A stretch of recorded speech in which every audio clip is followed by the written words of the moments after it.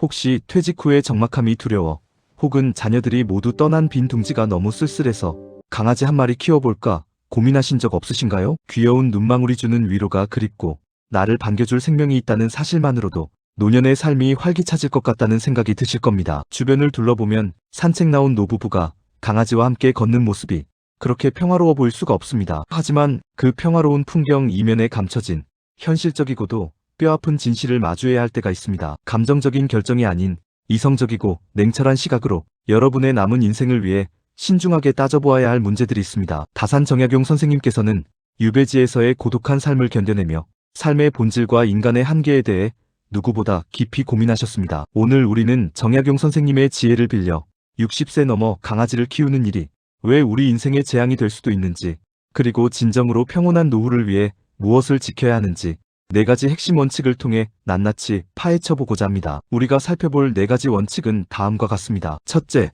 자신의 기력을 보존하는 문제, 즉 양생의 원칙입니다. 둘째, 헤어짐의 고통을 감당하는 문제, 즉 이별의 원칙입니다. 셋째, 노후 자금을 지키는 문제, 즉 경제의 원칙입니다. 넷째, 진정한 자유를 누리는 문제, 즉 소유의 원칙입니다. 본격적인 이야기에 앞서 잠시 김영수 씨의 이야기를 들려드리겠습니다. 올해 63신 김영수 씨는 은퇴 후 찾아온 무력감을 달래기 위해 자녀들의 권유로 작은 강아지 한 마리를 입양했습니다. 처음에는 강아지가 주는 재롱에 웃음꽃이 피었고 집안에 다시 활기가 도는 듯 했습니다. 하지만 그 행복은 그리 오래가지 않았습니다. 새벽마다 짖는 소리에 잠을 설치기 일쑤였고 무릎 관절이 좋지 않음에도 불구하고 매일 하루 2번씩 산책을 나가야만 했습니다. 어느 날 비가 오는 미끄러운 길에서 강아지가 갑자기 튀어나가는 바람에 김영수 씨는 그만 넘어지고 말았고 고관절에 금이 가는 큰 부상을 입게 되었습니다. 병원 침대에 누워 천장을 바라보며 그는 자신의 선택을 뼈저리게 후회했습니다. 자신의 몸 하나 건사하기도 벅찬 시기에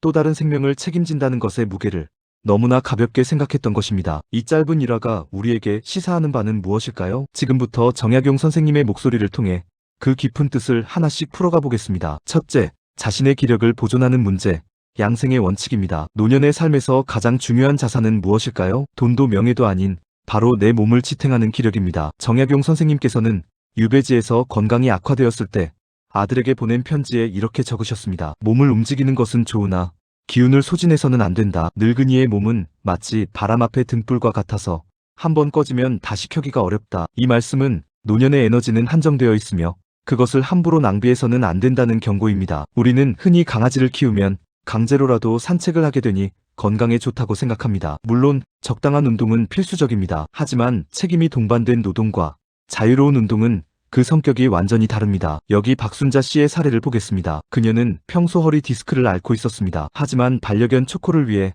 비가 오나 눈이 오나 산책을 거르지 않았습니다. 강아지는 냄새를 맡느라 멈춰서고 다른 강아지를 보면 흥분해서 줄을 당깁니다. 박순자 씨는 그 힘을 제어하느라 어깨와 허리에 지속적인 긴장을 주게 되었고 결국 디스크가 파열되어 수술대 위에 오르게 되었습니다. 수술 후 회복 기간 동안 강아지를 돌볼 사람이 없어 자녀들에게 맡기려 했지만 자녀들 역시 맞벌이로 바빠 난색을 표했습니다. 결국 그녀는 아픈 몸을 이끌고 반려견 호텔을 알아보며 전전긍긍해야 했습니다. 이것이 과연 건강을 위한 길일까요? 정약용 선생님은 항상 중용과 절제를 강조하셨습니다. 내 몸이 편안해야 마음도 편안하고 마음이 편안해야 주변을 돌볼 여유가 생깁니다. 강아지를 돌보는 일은 먹이고 씻기고 배변을 치우고 놀아주는 육체 노동의 연속입니다. 젊은 시절에는 거뜬히 해냈던 일들이 60세가 넘어서는 고통스러운 노역이 될 수 있습니다. 나의 쇠잔해가는 기력을 오롯이 나 자신을 돌보는 데 써야 할 시기에 타 생명을 위해 소진하는 것이 과연 지혜로운 처사인지 깊이 고민해 보아야 합니다. 강아지의 넘치는 에너지를 감당하기에 우리의 관절과 근육은 이미 너무 많은 세월을 견뎌왔습니다. 내가 아프면 강아지도 불행해지고 나를 지켜보는 가족들도 힘들어집니다. 자신의 건강을 최우선으로 두는 것, 그것이 노년의 첫 번째 의무이자 권리입니다. 둘째, 헤어짐의 고통을 감당하는 문제, 이별의 원칙입니다. 정약용 선생님은 유배지에서 자식들의 죽음이라는 비보를 여러 번 들어야 했습니다. 그 찢어지는 고통 속에서 그는 인간의 감정과 이별에 대해 처절하게 사유했습니다. 그리고 이렇게 말씀하셨습니다. 정이 깊으면 근심도 깊고 사랑이 깊으면 아픔도 깊다. 이 세상 모든 만남은 헤어짐을 전제로 하니 마음을 너무 한 곳에 쏟지 마라. 이 말씀은 냉정하게 들릴지 모르지만 상실의 고통으로부터 자신을 보호하라는 지극히 현실적인 조언입니다. 강아지의 수명은 길어야 15년 안팎입니다. 60세에 강아지를 입양한다면 70대 중반, 가장 심신이 약해져 있을 때 가족과 같은 존재를 떠나보내는 엄청난 충격을 겪어야 합니다. 최근 노인 우울증의 큰 원인 중 하나가 바로 펜로스 증후군입니다. 홀로 사는 이 영감님은 13년을 함께한 반려견 누리를 떠나보냈습니다. 자식들이 독립하고 아내와 사별한 후 누리는 그에게 유일한 말벗이자 가족이었습니다. 그런 누리가 세상을 떠나자 이 영감님은 식음을 전폐했습니다. 텅 빈 집안에 울리는 자신의 발소리가 견딜 수 없어 하루 종일 텔레비전을 크게 틀어놓았지만 가슴 한구석에 뚫린 구멍은 메워지지 않았습니다. 그는 자식들에게 이렇게 말했습니다. 내 수명이 줄어든 것 같다.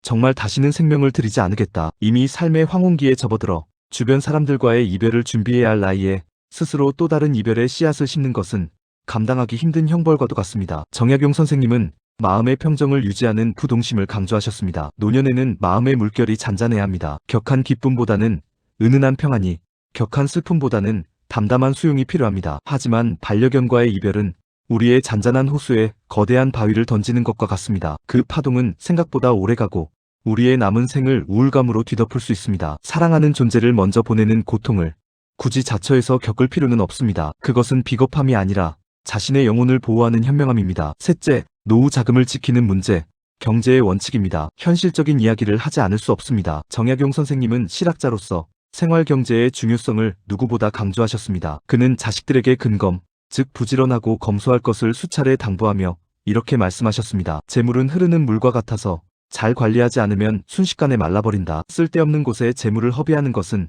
자신의 생명을 깎아먹는 것과 같다. 은퇴 후의 소득은 제한적입니다. 연금과 모아둔 자산으로 30년 가까운 시간을 버텨야 합니다. 그런데 현대사회에서 강아지를 키우는 비용은 상상을 초월할 정도로 증가했습니다. 사료가, 간식비, 미용비는 기본이고 노령견이 되었을 때 들어가는 병원비는 노후 자금에 심각한 타격을 줄 수 있습니다. 여기 최미자 씨의 사연을 들어봅시다. 최미자 씨는 빠듯한 연금으로 생활하고 있었습니다. 그러던 중 키우던 강아지가 심장병 진단을 받았습니다. 수술비와 입원비로 1,000만 원이 넘는 견적이 나왔습니다. 자신의 백내장 수술을 위해 모아두었던 돈이었습니다. 그녀는 갈등했습니다. 가족 같은 강아지를 그냥 죽게 둘 수는 없었고 그렇다고 당장 자신의 눈 수술을 미루자니 생활이 불편했습니다. 결국 그녀는 강아지 수술을 선택했고 자신의 수술은 다음 해로 미뤘습니다. 하지만 강아지는 수술 후 몇 달을 더 살지 못하고 세상을 떠났고 최미자 씨에게는 텅 빈 통장과 더 흐릿해진 눈만 남았습니다. 이것이 과연 올바른 선택이었을까요? 동물을 사랑하는 마음은 귀하지만 나의 생존과 직결된 자원을 위협하면서까지 희생을 감수하는 것은 정약용 선생님이 말씀하신 검소함과 지혜에 어긋납니다. 노후의 빈곤은 단순한 불편함을 넘어 인간의 존엄성을 해칩니다. 예상치 못한 의료비 지출로 인해 자식들에게 손을 벌려야 하는 상황이 온다면 그것만큼 비참한 일도 없을 것입니다. 강아지는 의료보험이 적용되지 않습니다. 그 비용의 불확실성은 여러분의 안정적인 노후 계획을 송두리째 흔들어 놓을 수 있는 시한폭탄과도 같습니다. 나 자신을 위한 최후의 보루인 비상금을 반려견을 위해 소진할 가능성을 철저하게 경계해야 합니다. 넷째, 진정한 자유를 누리는 문제, 소유의 원칙입니다. 60세 이후의 삶은 의무에서 벗어나 진정한 자유를 누리는 시간이어야 합니다. 정약용 선생님은 벼슬길에서 물러나 자연을 벗삼아 유유자적하는 삶을 동경했습니다. 소유유, 즉 자유롭게 거닐며 논의는 삶이야말로 인생의 마지막 단계에서 누려야 할 최고의 축복입니다. 메인대가 없어야 참된 즐거움을 알 수 있다. 마음이 외물에 묶여있으면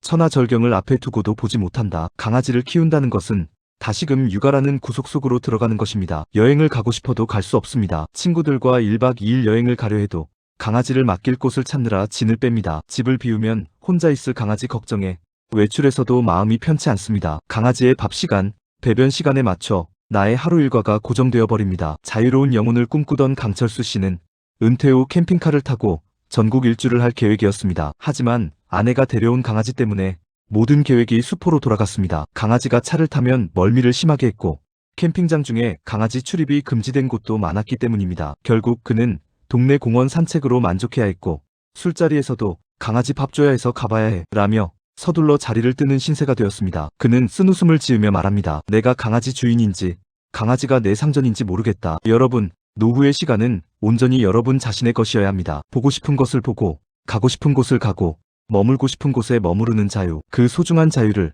스스로 반납하지 마십시오. 강아지에게 묶여 집을 지키는 하우스 푸어가 되지 마십시오. 우리는 평생을 직장에 묶이고 가족에게 묶여 살아왔습니다. 이제는 끈을 풀고 날아올라야 할 때입니다. 그 날개에 스스로 족쇄를 채우는 일은 없어야 합니다. 지금까지 60세 넘어 강아지를 키우면 안 되는 이유를 정약용 선생님의 지혜를 빌려 기력, 감정, 경제, 자유라는 4가지 원칙으로 살펴보았습니다. 내용을 다시 한번 요약해 보겠습니다. 첫째, 기력의 보존입니다. 내 몸 하나 건사하기 힘든 노년에 육체적 노동을 가중시켜 건강을 해치지 마십시오. 둘째, 감정의 보호입니다. 필연적인 이별이 주는 감당하기 힘든 슬픔을 스스로 자초하지 마십시오. 셋째, 경제적 안정입니다. 불확실한 병원비와 양육비로 노후의 생존 자금을 위협하지 마십시오. 넷째, 자유의 향유입니다. 평생을 의무 속에 살아온 당신에게 다시금 구속의 굴레를 씌우지 마십시오. 물론 이미 강아지와 함께하고 계신 분들이라면 마지막 순간까지 책임감 있게 사랑해 주셔야 합니다. 그것이 생명에 대한 도리입니다. 하지만 지금 외로움 때문에